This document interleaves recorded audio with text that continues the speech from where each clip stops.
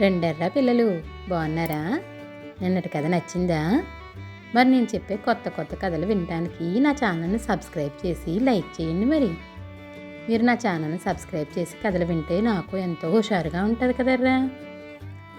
సరే ఈరోజు మన కథలోకి వెళ్ళిపోదామా? ఈరోజు మన కథ బుద్ధి మారిన సలహా.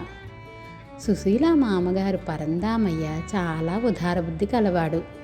గ్రామంలో ఎవరైనా కష్టాల్లో ఉండి సహాయం కోరి వస్తే సాధ్యమైనంతలో డబ్బిచ్చి పంపుతూ ఉండేవాడు. అందరూ కాకపోయినా వాళ్ళల్లో కొందరైనా పరిస్థితులు బాగుపడ్డాక తీసుకున్న డబ్బు ఆయనకి తిరిగి ఇస్తూ ఉండేవారు. మామగారి ధోరణి సుశీలకు కంటగింపుగా ఉండేది.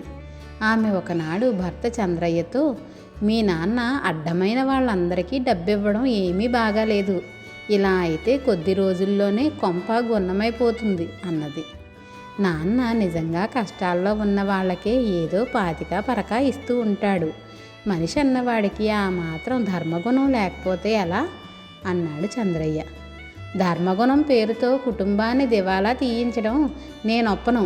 కావాలంటే మీ నాన్న ఆస్తిలో మన భాగం మనకు పంచి ఇచ్చి తన వంతు ఆస్తిలో రోజు ఊరంతకు సంతర్పణలు చేసుకోమనండి అన్నది సుశీల కోపంగా. ఒక్కగానొక్క కొడుకైన తను తండ్రిని భాగం పంచివ్వమని అడగడం బాగుండదని చంద్రయ్య భార్యకు చెప్పి చూశాడు. కానీ ఆమె ఆ మాటలేవీ వినక రోజు భర్తతో కీచులాటకు దిగసాగింది. కొడుకు కోడలు ఏదో గొడవ పడుతున్నారని తెలుసుకున్న పరందామయ్య ఒకనాడు చంద్రయ్యను ఒంటరిగా చూసి సంగతి ఏమిటని అడిగాడు. చంద్రయ్య అంతా చెప్పాడు. పరందామయ్య ఏమీ కోపగించుకోక వారం తిరగకుండానే ఉన్న 10 ఎకరాల పొలంలో సగం కొడుకు పేరిట పెట్టి తను భార్యతో పక్క వాటాలో కాపురం పెట్టాడు. సుశీల చాలా సంతోషించింది. నెల రోజుల తరువాత గురవప్ప అనే చంద్రయ్య స్నేహితుడు ఇంటికి వచ్చి చంద్రయ్యతో, మీ నాన్న ఎంతగా మారిపోయాడు, అవసరం పడి 10 రూపాయలు అడిగితే 10 కాదు కదా, 1 రూపాయి కూడా లేదనేశాడు. తనలో ఉన్న కొద్దిపాటి దయాగుణం తనను కొడుకు నుంచి వేరు చేసిందని కన్నీళ్లు పెట్టుకున్నాడు అన్నాడు. అది విని చంద్రయ్య చాలా బాధపడిపోయాడు. సుశీల అతన్ని పక్కకు పిలిచి, మీ నాన్నకు ఇప్పటికీ కాస్త లోకజ్ఞానం అబ్బిందన్నమాట. ఈ గురప్ప మిమ్మల్ని డబ్బులు అడుగుతాడో ఏమో, చిల్లిగవ్వ ఇవ్వకండి. ఇలాంటి వాటిల్లో మనం బంధువులు స్నేహితులు అని కూర్చుంటే సర్వనాశనం అయిపోతాం అన్నది. మా నాన్నకు ఈ వయసులో లోకజ్ఞానం కలిగించిన దానివి నువ్వు, అంతా నీ మహిమ అన్నాడు చంద్రయ్య వెటకారంగా. గురవప్ప మరి కాసేపు కూర్చొని అది ఇది మాట్లాడి చంద్రయ్యను డబ్బడక్కుండానే వెళ్ళిపోయాడు. ఆ మన్నాడు సుశీల తండ్రి రంగయ్య కూతుర్ని చూడవచ్చి, నీ చెల్లెలు పెళ్ళి అనుకున్న ప్రకారం జరిగే యోగం లేదు. కట్నం సొమ్ములో 2000 కొరత పడింది. ఎక్కడా అప్పు పుట్టేలా లేదు అన్నాడు. సుశీల తండ్రికి ధైర్యం చెబుతూ, ఆ 2000 మీ అల్లుడి దగ్గర నుంచి తీసుకుని రేపు సాయంకాలం వస్తాను. చెల్లెల్ని ఒకసారి చూడాలని ఉంది అన్నది. ఆ రాత్రి సుశీల సంగతి చెప్పి 2000 కావాలని భర్తను అడిగింది. చంద్రయ్య మండిపడుతూ, ఇంతలోనే నీ బుద్ధి మారిపోయిందా? డబ్బు విషయంలో స్నేహాలు బంధుత్వాలు పాటించకూడదనే కదా లోగడ నువ్వు చెప్పింది. ఆ మాట నమ్మే నేను మా నాన్నకు దూరం చేసుకున్నాను. మీ నాన్నకు సాయపడేందుకు 2000 కాదు కదా, రూపాయలు ఇచ్చేందుకు కూడా నేను ఒప్పుకోను అన్నాడు.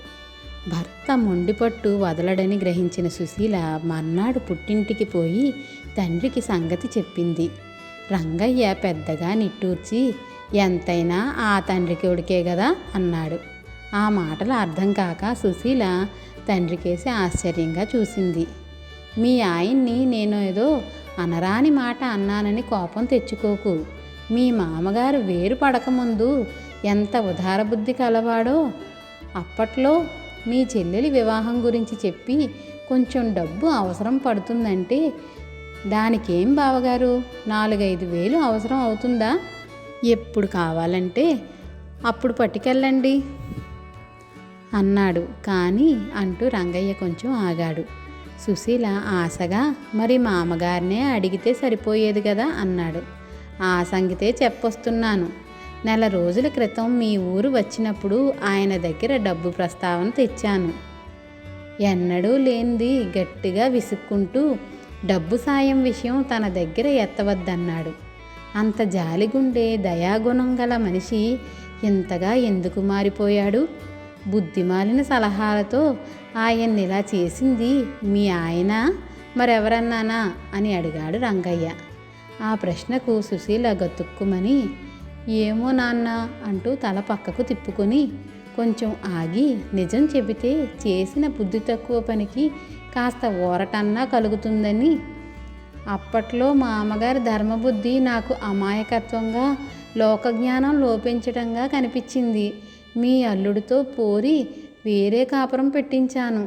అది మనకే ఇంత నష్టకారణం అవుతుందని తెలియదు అన్నది. ఆ జవాబుకు రంగయ్య కూతురుకేసి చుర్రుమంటూ చూసి తన దాకా వస్తే గాని తెలియదని పెద్దలు ఊరకనే అనలేదు. ఒకే మనిషి కొందరి పట్ల దాక్షిణ్యంగా మరికొందరి పట్ల నిర్దాక్షిణ్యంగా ప్రవర్తించడం ఎలా సాధ్యం అనుకున్నావు? లోకజ్ఞానం లోపించింది నీకు. అందుకే నేను మీ మామగారు కలిసి మీ ఆయన స్నేహితుడు గుర్రప్పను మీ దగ్గరకు పంపాం. గుర్రప్ప చెప్పింది విని నువ్వు చాలా సంతోషించావు, అవునా? తీరా నీ చెల్లెలు పెళ్లి డబ్బు లేక ఆగిపోతుందని తెలియగానే బాధపడిపోతున్నావు. మీ మామగారు నేను కావాలన్న మొత్తం ఎప్పుడో ఇచ్చేశారు. ఇక నుంచైనా బుద్ధిమాలిన సలహాలు ఇవ్వడం మానుకో అన్నాడు. సుశీల బిక్కమొహం వేసి నువ్వింతగా చెప్పాలా నాన్న? ఇంటికి పోతూనే మామగారిని అత్తయ్యను కాళ్ళ వేళ్ళ పడైనా సరే వేరు కాపురం వద్దని చెప్పి ఒప్పిస్తాను అన్నది. అది బుద్ధిగల పని, అలాగే చెయ్యి అన్నాడు రంగయ్య సంతోషంగా. పిల్లలు, కథ నచ్చిందా? అయితే లైక్ చేసి షేర్ చేయండి, మరి అలాగే సబ్స్క్రైబ్ కూడా చేయండిరా. పిల్లలు, నా కథలు ఎలా ఉన్నాయో మీరు కామెంట్ల రూపంలో కూడా పెట్టండి. అలాగే మీరు ఎలాంటి కథలు వినాలనుకుంటున్నారో కూడా నాకు కామెంట్లలో పెట్టండి, సరేనా?